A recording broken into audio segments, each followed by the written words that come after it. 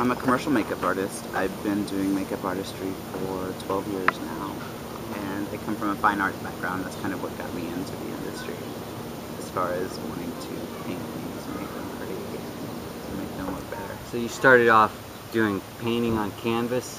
Right, I do work, and I still do it canvas and oil, acrylic, pastel, watercolor. I'm trying to learn, but I don't really have the patience for it. I'm making a lot of gray. So you became a makeup artist, and then that's for TV commercials? I do TV work. I also do photo shoots and things like that, and press junkets and things like that with members of Congress and different, big personalities in media and film. You mean like the local Sacramento type representatives who work in Washington? More of the national scale, actually. Some of them come up here because it's, the capital's biggest state, and they have meetings and things like that all the time. So I get to work with people from just different states all the time. It's pretty cool.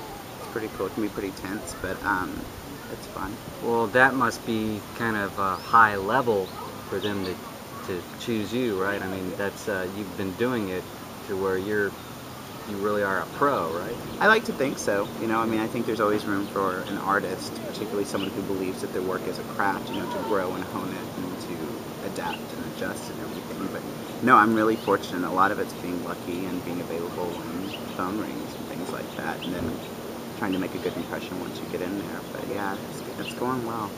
So tell me about the makeup artist job that you do. I mean, what are things you have to make sure of so that your client is happy?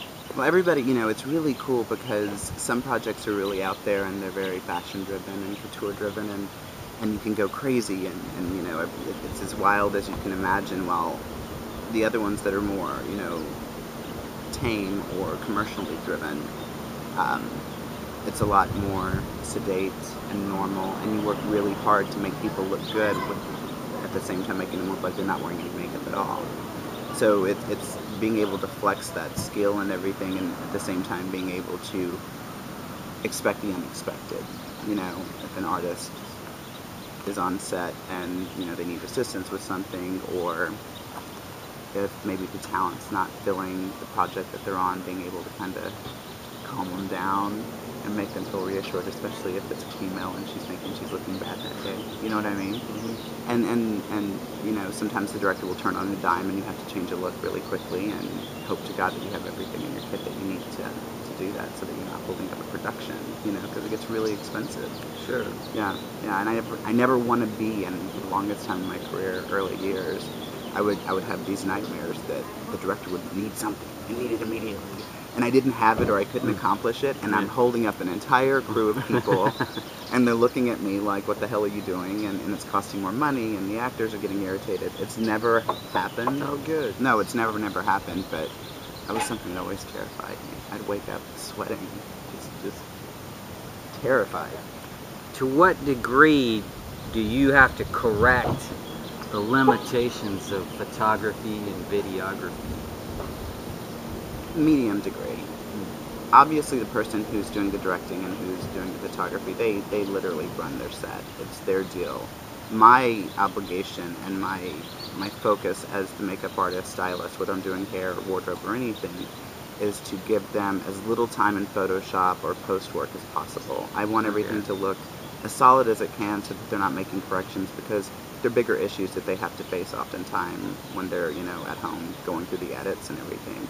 I just try to stay on top of my game as much as possible, like looking at continuity, wardrobe, making sure that the look is good, and that they're not hot on the lights or anything like that. It's really important to me, because I know that they have so much on their plate, particularly a director, that I know that they don't have time to be on the phone with their director of photography constantly trying to hone and fix issues that the makeup artist brought to the table.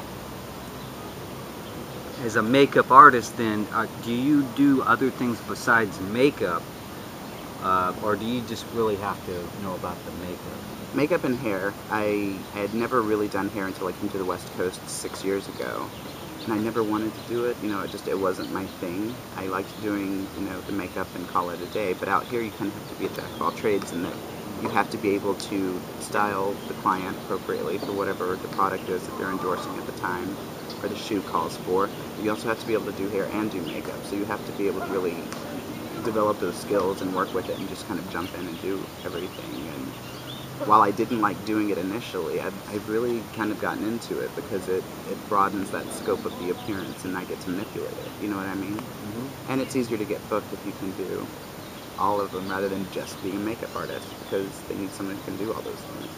As a makeup artist, do you work for a advertising agency? Is that how it works? I work with a few different advertising agencies. I've also had an agent here in Northern California, and that helps, but few of the agencies are makeup artist driven. They'd rather make their money off of models because they make more money and it's less to have to worry about, you know what I mean? So a lot of it's just word of mouth and communicating with as many people as possible, you know, and beating on a lot of doors, sending out a lot of emails and not taking no for an answer, and just seriously working your ass off to get the work. You know, it can be... So you're an independent? Oh, independent, totally. Okay. Yeah, I'm not contracted with anybody. Okay. Yeah, it wouldn't make sense to do that in this market. Yeah. Because the work is so sporadic and it's all over the place, and I don't want to be billed as just the commercial makeup artist guy. I also do FX work, and I like doing that, and I like being able to have my hands in a little bit of everything so that I never get bored. Sure. You know, rather than just being the guy who does, you know, the magazine shoots and things like that. While I love doing that, if that's all I did, you know, 52 weeks out of the year, I'd go mad. Do you have time for your paintings anymore? I do. I make time. I will compromise sleep if necessary so that I can sit up and draw or paint.